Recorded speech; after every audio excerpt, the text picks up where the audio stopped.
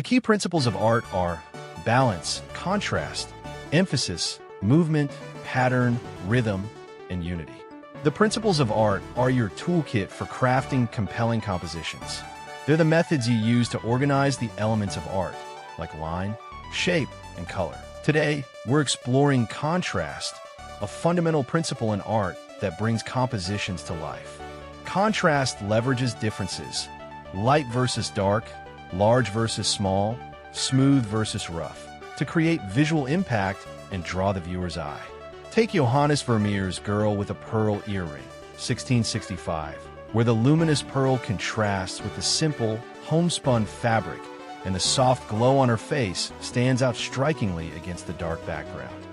Consider Caravaggio, the master of chiaroscuro, in his Narcissus, 1599. Light bathes Narcissus as he gazes at his reflection, while deep shadows envelop the solitary figure. This dramatic contrast not only creates depth, but also weaves a narrative of self-obsession. Caravaggio skillfully uses light and shadow to capture Narcissus' essence, steering clear of anything resembling a cliché self-help poster. Now, let's look at Vincent van Gogh's The Café Terrace on the Place du Forum, 1888.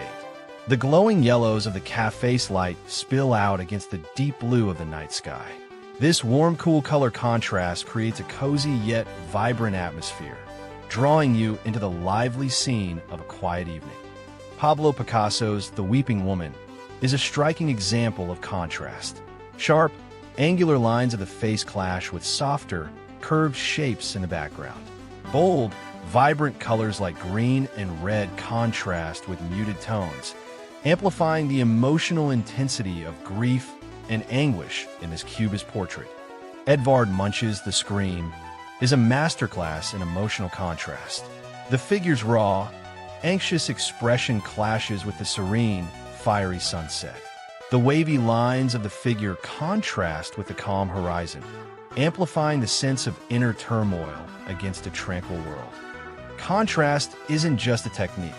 It's the spark that makes art unforgettable.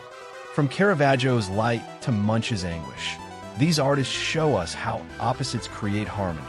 So, next time you see a painting, ask yourself, what's clashing and why does it work? Now, let's put contrast into practice. Pick two objects from the still life, say an apple and an orange, that shows striking differences. Use markers to draw them, highlighting their contrasts. You can channel Picasso's Cubist style with fragmented shapes, Van Gogh's colorful palette with bold, swirling hues, Caravaggio's dramatic dark versus light, or Munch's emotional intensity with expressive lines. Let the differences between the objects shine through your chosen style.